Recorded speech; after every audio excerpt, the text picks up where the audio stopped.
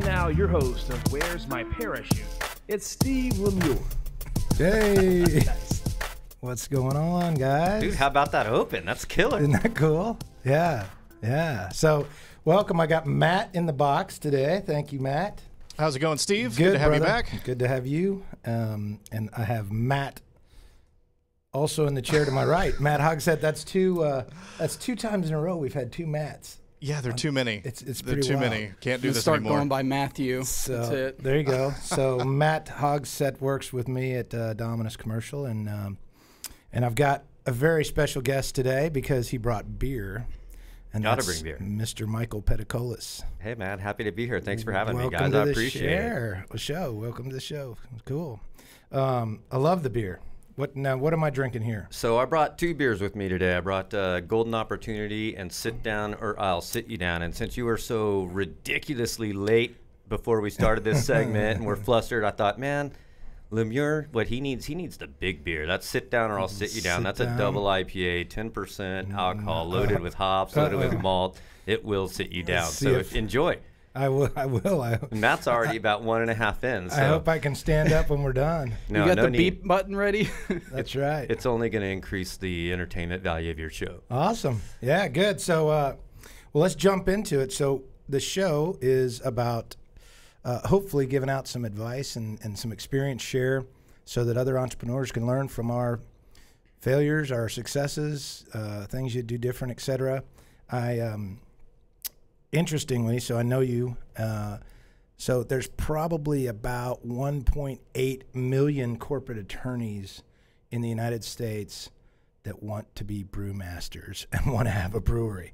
I'm just guessing. God, I can remember in the very early days when I was brewing every day, sweating in the middle of the summer, it's 100 degrees, and lawyer after lawyer coming to me and say, man, you're living the dream. And I'm thinking to myself, am I living the dream? These guys, you're just drinking the beer. You don't realize the sweat that goes into doing this. But yeah, it's fairly common that I do run into attorneys who say, oh yeah, man, I wish I could do something else. To which I say, well, do something else, man. What's stopping you? Right. So tell me, so you were, what kind of law did you practice? Personal injury litigation, wrongful death litigation is really where I made my mark. I practiced for, I don't know, about 5 years. And then in 2005, opened up my own law firm, the Peticolas law firm, and, specialized in wrongful death litigation. And that's kind of how I got my, entrepreneurial teeth cut, to say. So you jumped off that first time. Yeah, absolutely. It was quite a jump. I'll never forget driving back from El Paso, Texas, which is where I'm from originally, and my wife is as well, with a little 6-week-old daughter in the back seat, my firstborn daughter. And I'm telling my wife Melissa on the way, I'm like, I think right now's the perfect time to open up a law firm. And her mouth just dropped open and says, right now? Now's the perfect time? I mean, 6 weeks ago, a year ago wouldn't have been a little bit better, but yeah, that was the first real jump for me without a parachute to say, all right, well, goodbye salary. Let's just open up a law firm with a $5,000 laptop and a rented space. Yeah, that's interesting. So I started my company, and shortly thereafter, Dana got pregnant, and I went, oh, and she was not going to continue working, and I thought, man, we could have planned this a little differently. Yeah, that's when it becomes really well. Fortunately, it worked out for us, and then my wife quit her job about 6 months after that. So all's well that ends well. Beautiful. So take us through going through your law firm, and then just saying, went through a program called Stagen Leadership Training. You probably heard of that, but a lot of what they talk about is really finding your purpose, really finding what turns you on and what you want to do with your life. And how so many of us never find that out. And it's a lot of work. You got to peel back the onion, and peel back the onion. And one of the things they talked about at Stagen was be careful in this program. Just understand that you might get to the end of this program and go, man, I don't like what I'm doing. It's not what I'm supposed to be doing. And you have to take a 180-degree turn, right, which is scary as hell. And I would say going from owning a law firm to brewing beer is a 180-degree turn. Yeah, I can remember the blank stares on my friends' faces when, I'm saying, well, I'm going to open up a brewery, and them just kind of looking at me like, what do you, don't don't you kind of have a little bit of a successful law practice going, law career? And but you're kind of hitting the nail on the head with me. Before I went to law school, I had written a list of goals that I wanted to accomplish in the legal industry. And in 2010, I was going through some of my old papers, and I came upon that list that I had made, you know, back in the late 90s. And as I started to look at the list, I realized, man, goal 1, check. Goal 2, check. And I went down the entire list, and I had done it all. I had really accomplished every goal that I set for myself in the legal industry. And so I remember finishing that and thinking, well, now what? You know, I'm not the guy who can just go through the motions. I need something new. I need a challenge. And so at that point, I started thinking about, what else could I do? What else could I do? And to your point, what I ultimately decided upon was, well, man, I have 2 passions in life, 2 things that I'm super passionate about. One of them's beer and one of them's soccer.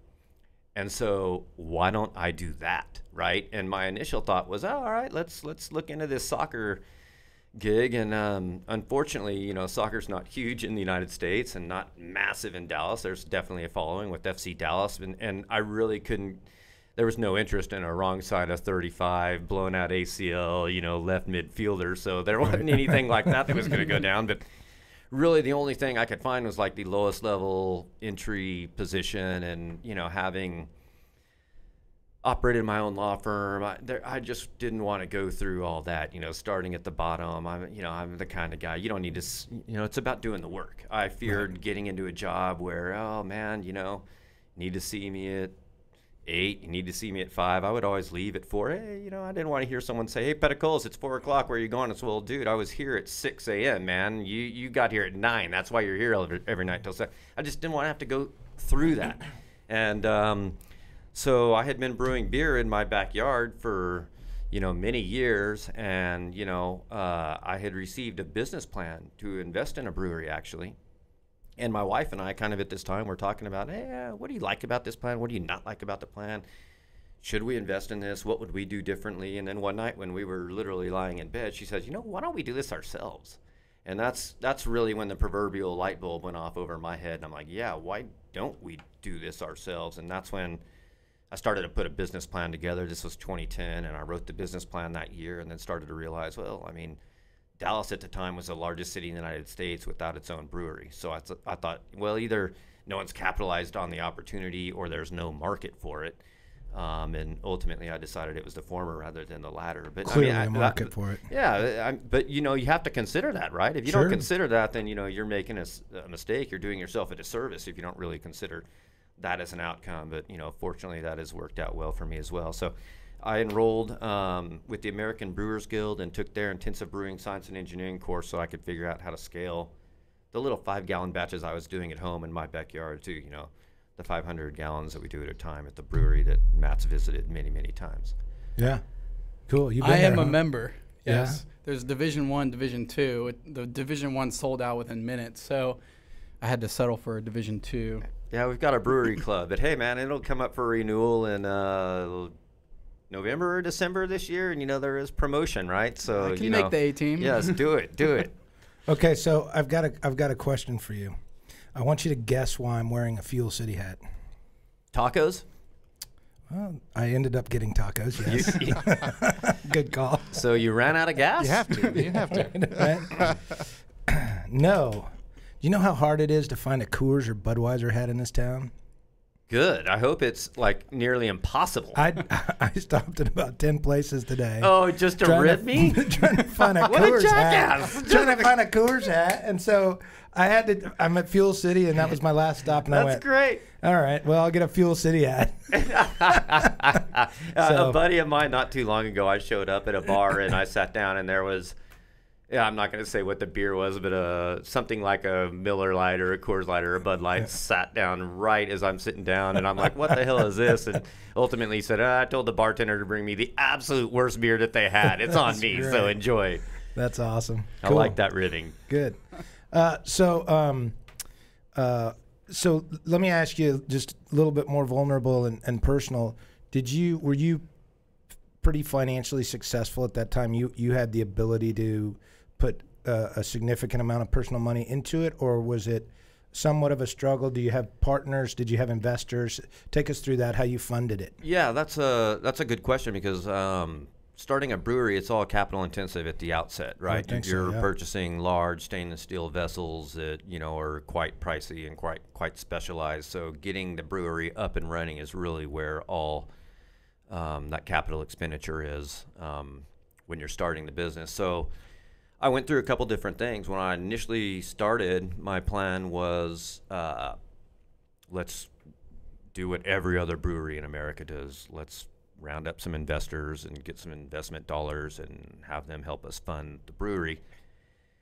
So I started down that road, and the further down I went, I started thinking, I don't want to answer to investors. I mean, you can put your documents together where they really don't have any say-so in the business, but that doesn't mean that they're not going to voice their opinions. And frankly, I didn't want to have to reply to them. I didn't want them to voice their opinions. So in 2008, when the market was tanking and my wife and I see our retirement accounts just dwindling all the time, I was very frustrated thinking, well, what am I doing invested in all these companies that I know nothing about? I don't really know what they're doing. They're cooking their books. They're acting fraudulently.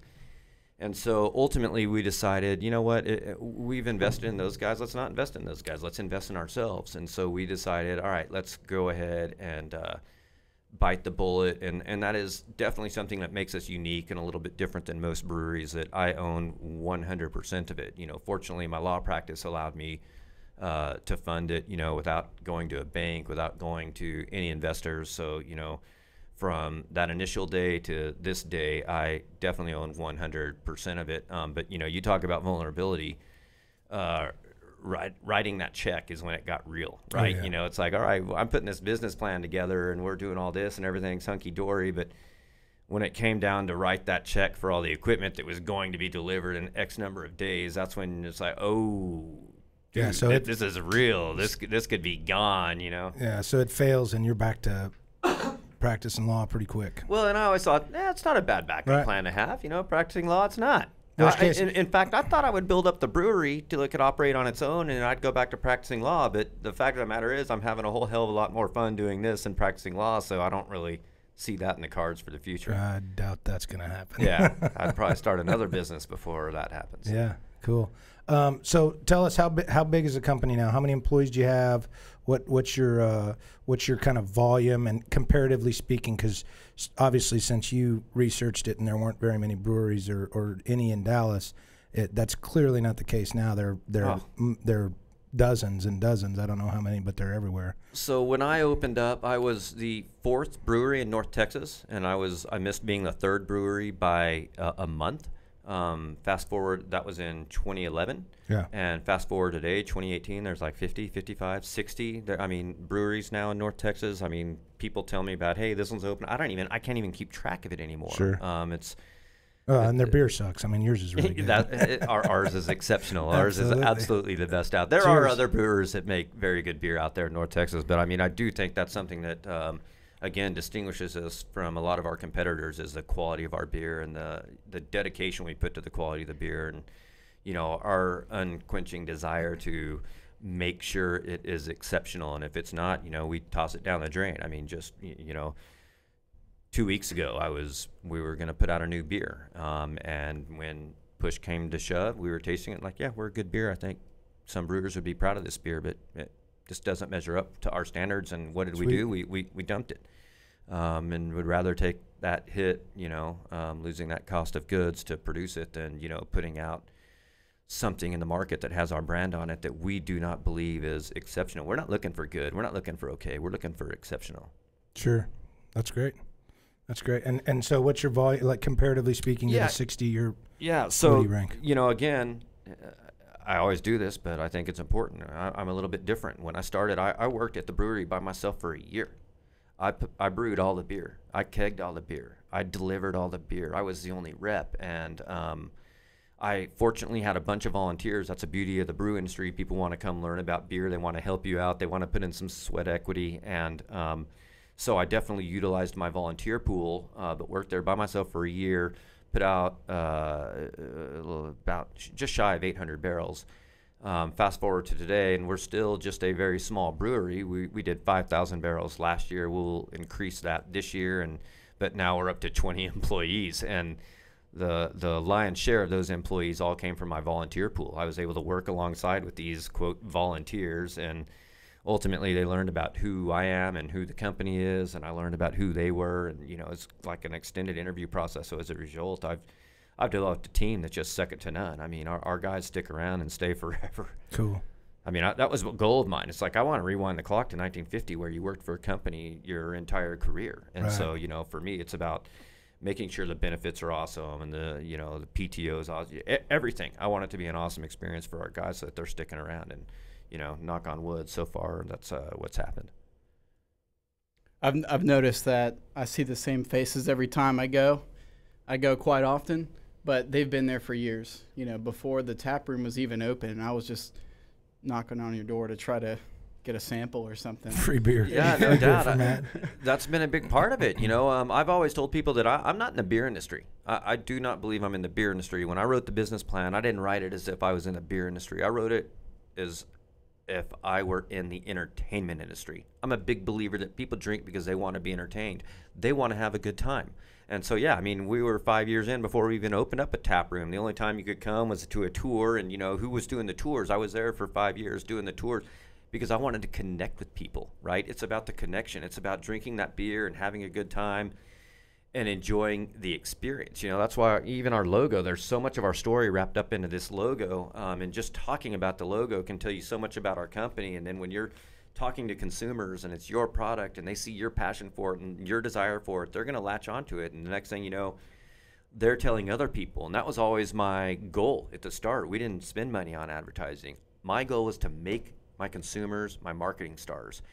I always believed that, man, a bar owner, bartender, they're not going to want to buy my beer if I come in there with the self-interest of selling them beer. But if they've got their patrons sitting behind that bar saying, get some Peticolas beer in here, they're going to listen to them. And so that's what I did. It's like, go tell these people you want our beer.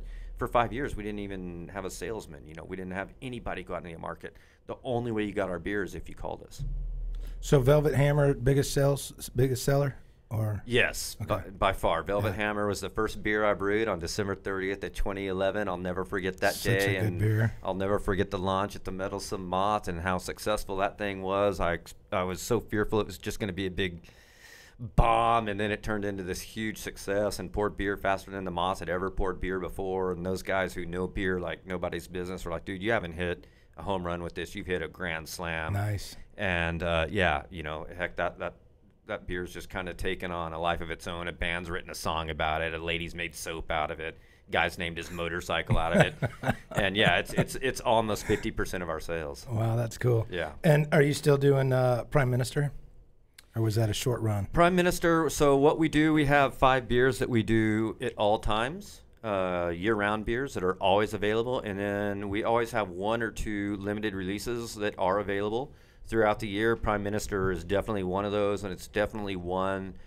Prime Minister is an English strong ale. I kind of have always enjoyed doing these styles that not a lot of people are doing, just to give consumers kind of an idea of, hey, what this style is and what it's supposed to be. And that's kind of what we're about. I'm a little bit more focused on trying to brew exemplary examples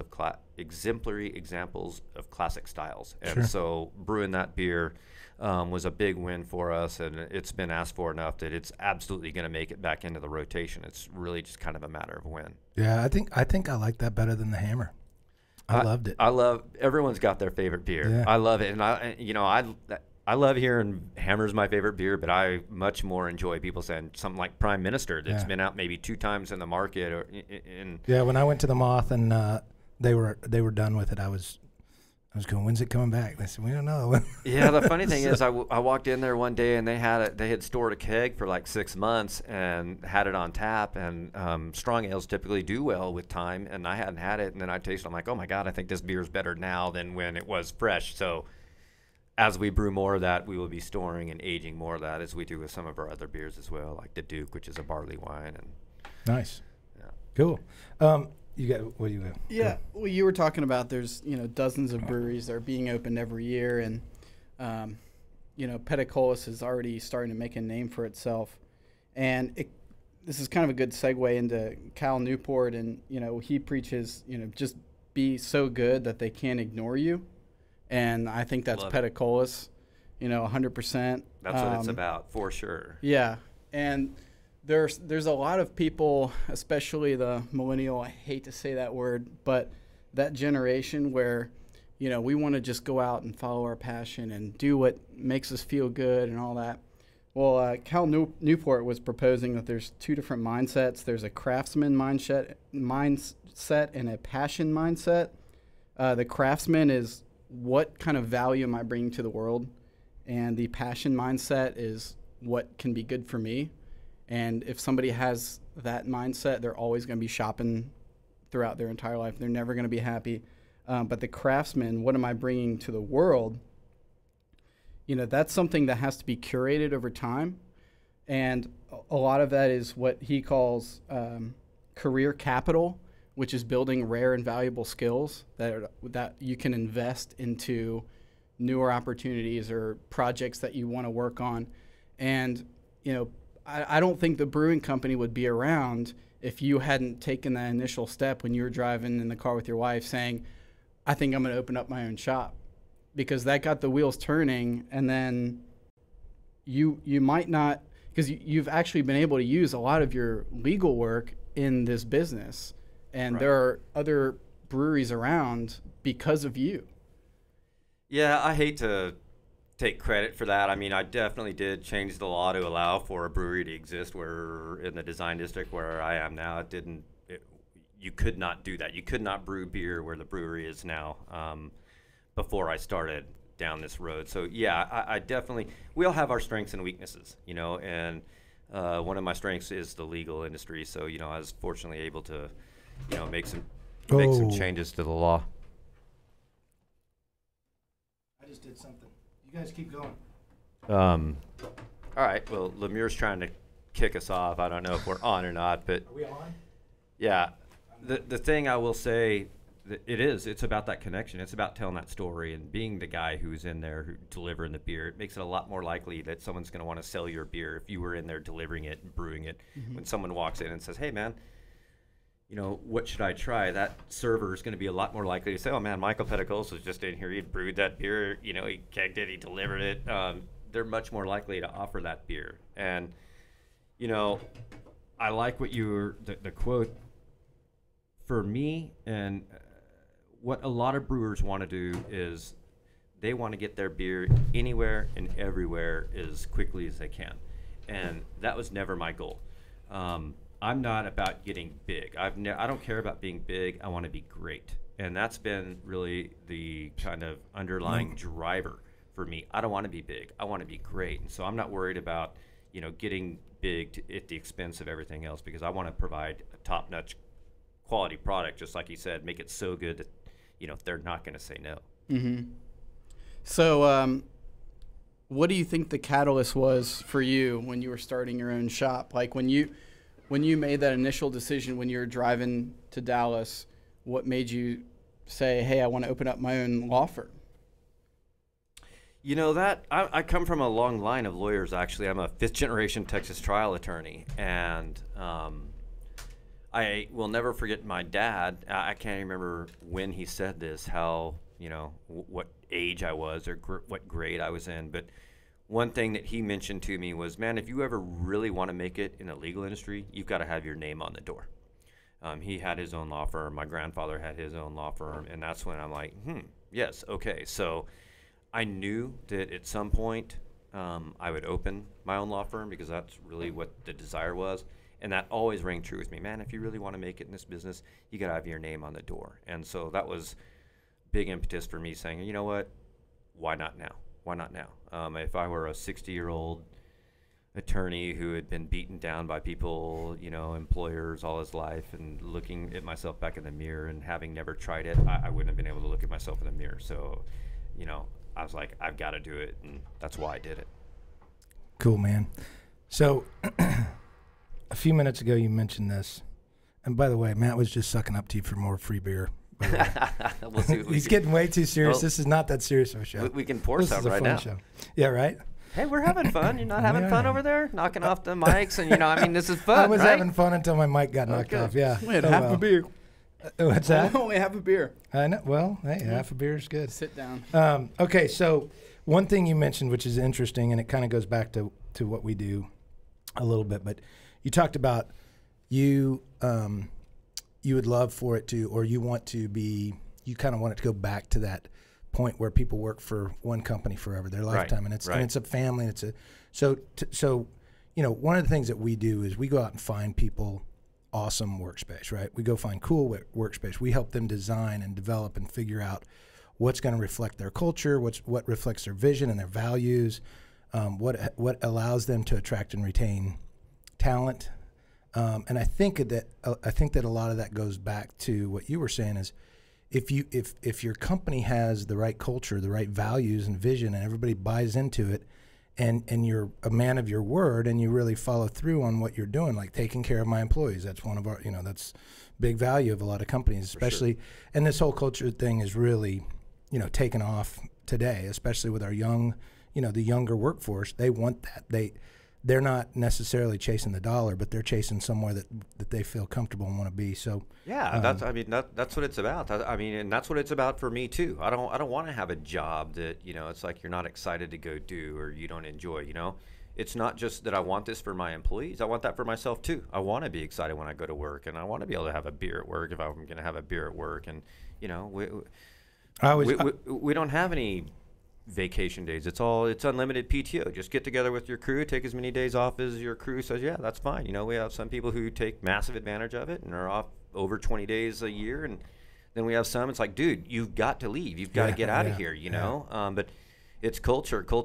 I deal with it. I mean, that's what I deal with probably more than anything. Making sure that we can continue to have such a kick-ass culture that we've built as we grow and get bigger and bigger, because the bigger you get, the more difficult it really becomes to kind of keep it.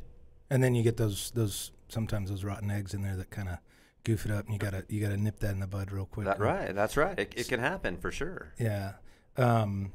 So tell us about your space and how that relates to, because I mean, Yeah, I laugh. You're like, oh, all these awesome workspaces, and I mean, you would see our workspace, and I mean, just today, two of the brewers like, well, the heat's here because it's an unair conditioned warehouse, right? With a brew kettle that's at 212 degrees, boiling 500 gallons of water, and a mash tun that has 160 degree mash in it. So I mean, it gets hot, and the conditions are sweaty and hot, and not necessarily fun. Yeah. But when you're, putting in all that work and working your tail off, and at the end of the day, sit down at the bar and pour yourself a beer and like, hey, I made this beer. And, you really take that pride in creating a product that not only you enjoy, but that your friends and your family and friends of friends are telling you, dude, this is awesome. I love it. It's not about that actual working condition. I mean, it looks pretty cool, Matt.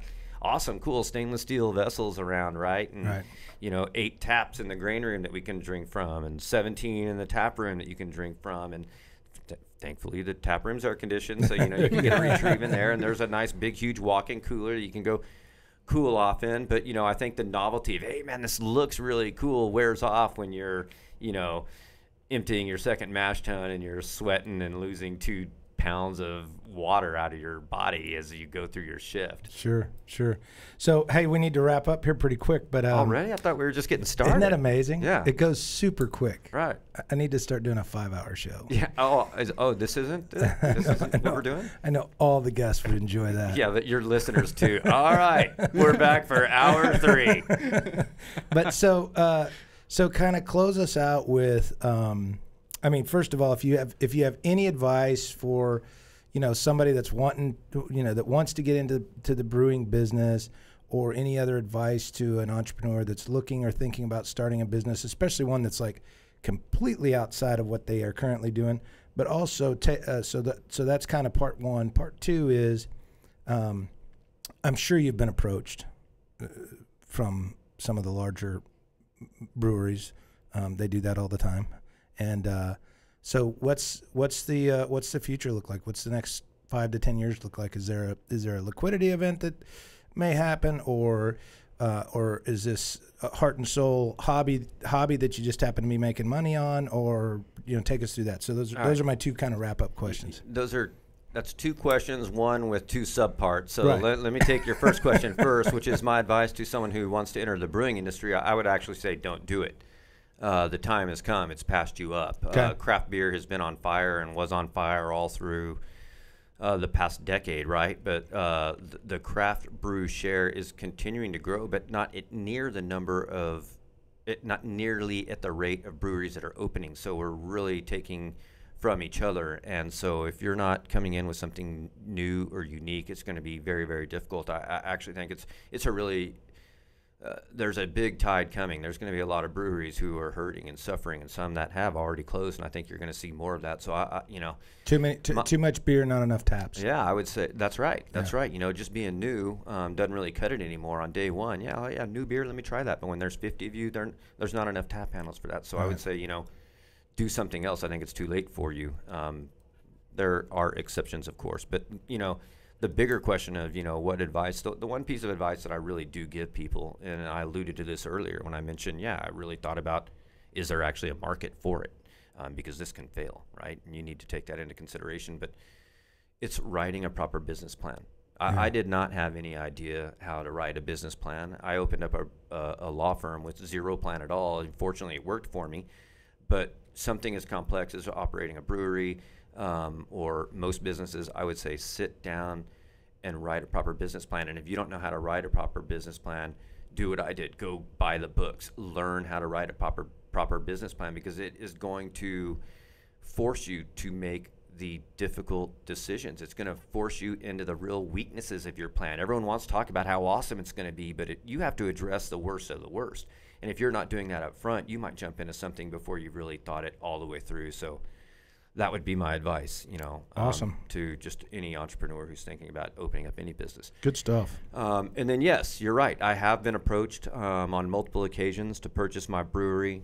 One time with a very aggressive offer that had me thinking about it, like seriously, and I'll never forget. I sat down. My wife knew about this, and we were talking about it. And I really didn't want to do that, but it was something I'm considering. it's hard too. It's your baby, right? It's the same way with me. I've been approached, and it's like it's flattering, right? It's like they value you enough to be offering you real dollars. And I went to dinner.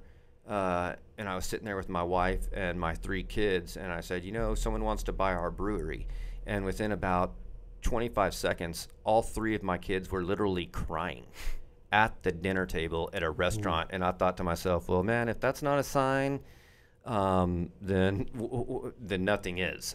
They take pride when they walk into those bars and see our taps on there, and they love our brand and what we do. You'll see them at our brewery. Heck, some of them will give tours or pick up glasses or do anything like that. So my exit strategy was never to sell, and I declined to sell, and now I don't even really take the calls any longer, because that's not my exit strategy. I want to create a business that's going to be around for 30, 40, 50 years. If my kids want to have something to do with it, then they're welcome to it. There's not going to be any forcing you to do that. Do whatever you want. Go be an artist. I don't care. Go do whatever you want to do. But I want to develop a company that is going to be around for many, many, many years. And I can treat it as an annuity when I kind of, step back and am not the one making the day-to-day calls and operating it. But I would still own 100% of it. But part of my thing is, at some point I'd like to start an employee stock program or profit sharing or something like, and repay back the guys who have built it. In the early days it was me. I did everything, but what people don't understand, they still think it's me. It's like, man, I'm like 1/20th of the workforce here. It's these guys. So I want to build a company that will pay those guys back as well, dividends, especially the people who have been there for the long haul and a longer period of time, and continue to fund my retirement. Awesome, man. That's such good stuff. Hey, man, thank you so much. Yeah, man, absolutely. I really enjoyed it. This was a lot of fun. Thanks for the beer. I'm going to invite you on to every show. All right, let's see y'all next week, same time. See you next week. Bring the beer. Hour 2. That's so cool. Matt, thanks for helping out inside, man. Good stuff. You bet. Yeah, thanks for coming in. Thanks for crawling under the desk. I'm here for you whenever you need me, there Steve. You go. Matt Hogg said thanks. Thank you. Michael Peticolas, awesome story, man. Continued success for you, and just a joy to see you kicking butt out there, man. Thanks, man. Okay. Thanks. Have a good day, man. See you.